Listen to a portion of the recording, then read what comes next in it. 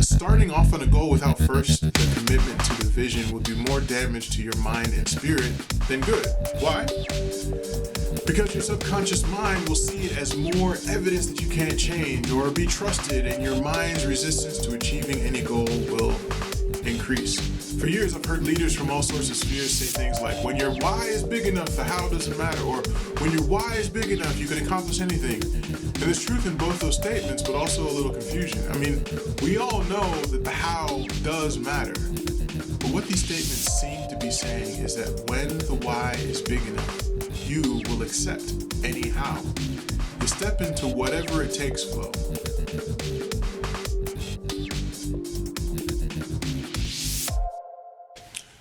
Hello, my people. Welcome back to another episode of Vision Builders, the show about freedom, what it is, what it takes to create it, how to share it, and the age-old practice of leveraging other people's hindsight to bring clarity to our own developing stories. Today is a little different. I don't have a guest because the time I've spent with my guests on this show and the years I spent in my practice helping people have caused a few patterns to light up for me that I'm realizing now that I really want to share with all of you in this more abbreviated format. So in the Vision Builder series, there are going to be periodic interjections of ideas or concepts that I believe are too good to keep to myself. So I'm not keeping them to myself. For those of you who don't know, I'm a multi-licensed financial professional. And while that makes me an expert on financial strategies or leveraging basic concepts to create massive redirects for people, families, and small businesses to get them closer to their ideal futures, I can do my best work for people when they can clearly articulate where they are now and where they want to go. However, what I found is that when I ask most people about their goals today, they often look at me as though no one has ever asked them about what they'd like to see their futures become. Instead of walking out and saying something obnoxious or rude, I then enter in and help people dream a little, or in some cases, dream a lot. Then, when I started putting together the Vision Builder show, I began to see that my guests often had some version of a habit of imagining the future and considering some things that are often indicative of having some clarity of purpose. And at the time of this recording, I have some pretty lofty goals. So as I'm in the process of learning from my guests, building my next wave of incredibly terrifying goals, and continuing to serve people in the field, I thought it'd be appropriate to spend some time on this idea of goals, why we develop them, and why they're better in community. See, goals exist to change our reality, don't they? I'll tell you what I mean. By their very nature, the purpose of a goal is to move you from one set of experiences or one orbit to another. But which other set of experiences will you create? Is it random or luck, you might ask? Well, the answer might seem a little elementary, but from the last 30 years of setting, achieving some, and failing at more, a lot more goals, and also about 20 years of helping others achieve goals, it seems to me that experiences we create through goals are simply that which we've seen in our mind and those that have possessed us with enough gravity to bend first our attention and then our will to want to trade up from where we are now to the place where what we've seen in our mind can exist with us and for us, or with you and for you, because you're experiencing congruence and consistency with who you imagine you are and who you actually are. Those are coming together. For you speaks to your growing identity, because seeing a vision, setting a goal, and working to accomplish it changes your belief about what you think you deserve. So a goal is essentially a vehicle to get you from here to there. There's a problem though.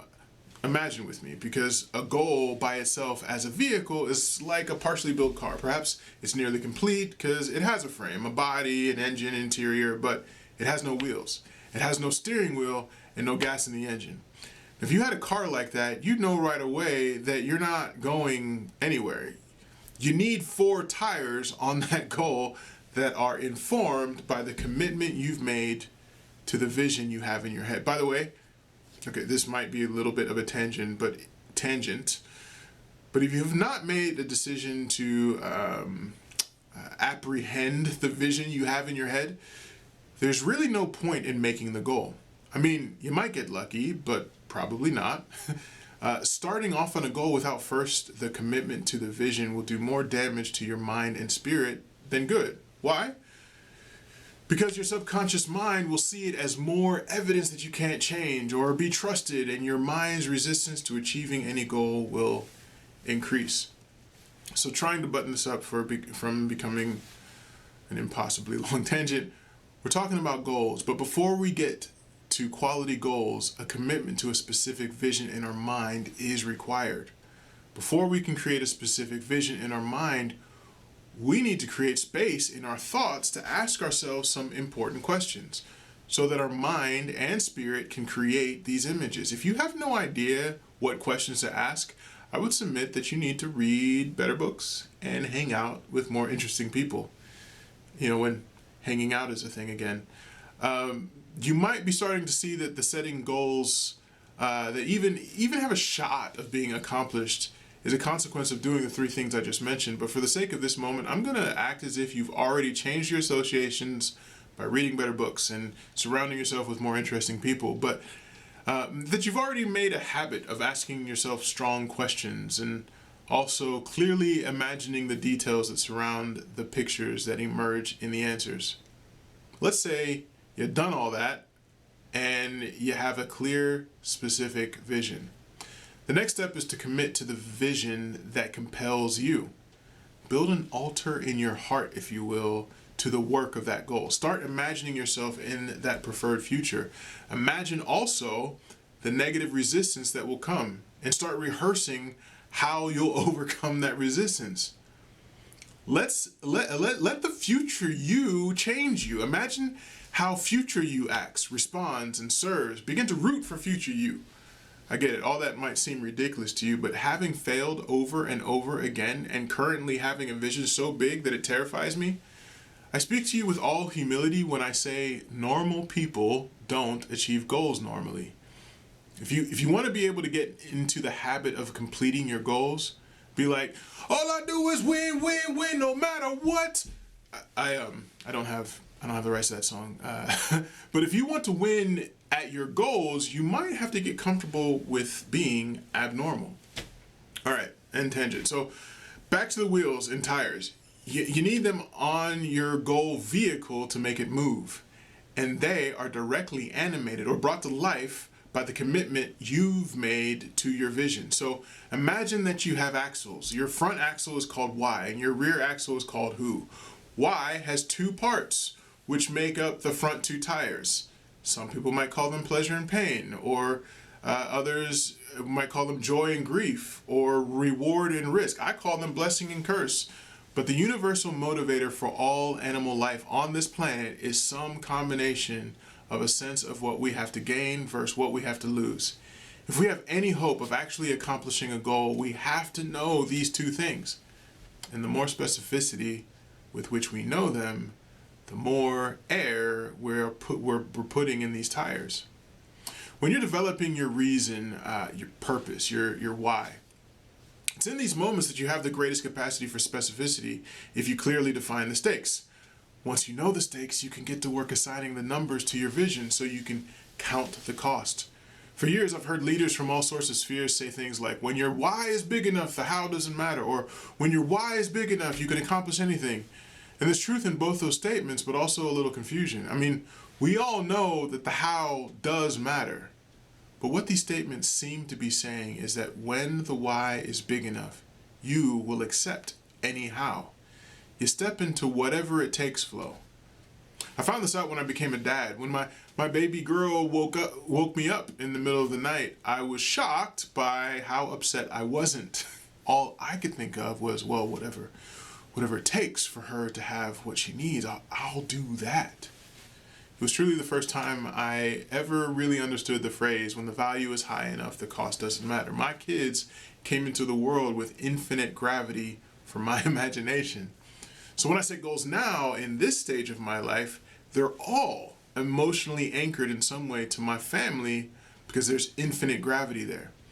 Now the back axle we'll call who. Who has two elements as well. They are influence and access. Who you want to be in the world essentially boils down to your exchange of influence and your access to meaningful experiences.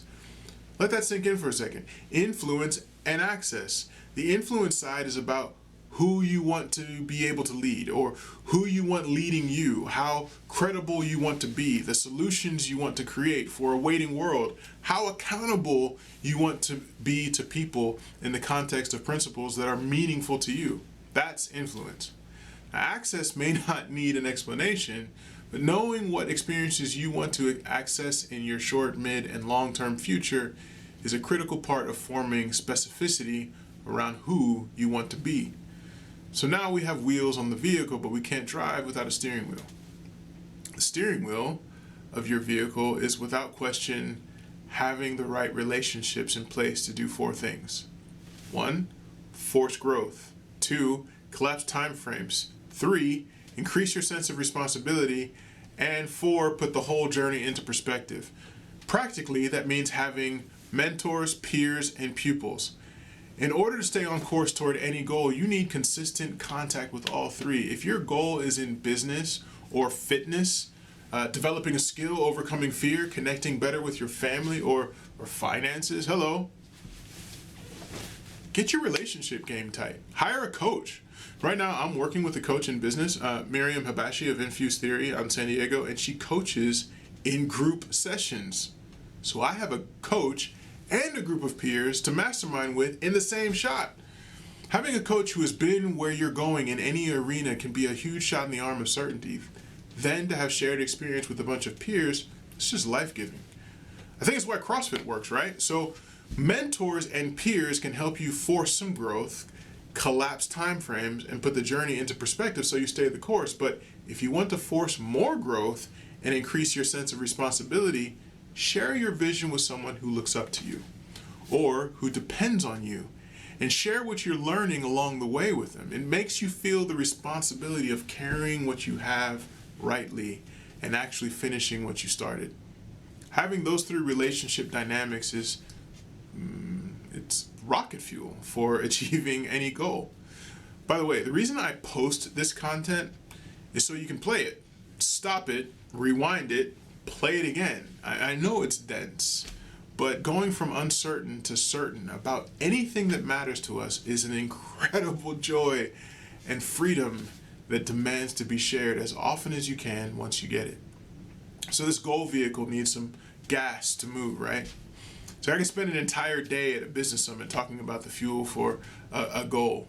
And maybe I will when business summits are a thing again, or if any of you are looking for a speaker for your next virtual event, you could just slide in my DMs.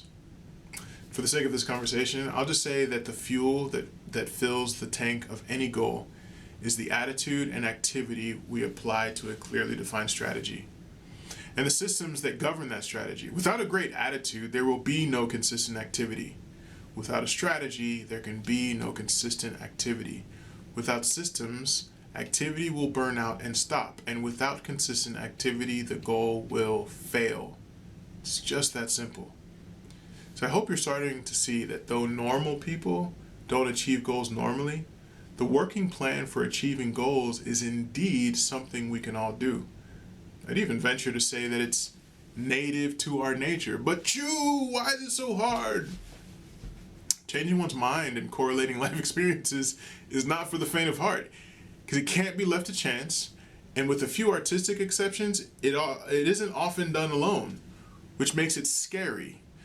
Yeah, it's a deliberate act of courage, but it's a seed of courage though, because achieving a goal produces a crop of new courage and confidence and belief and faith. Isn't that something? The end result of achieving a goal is more courage and faith.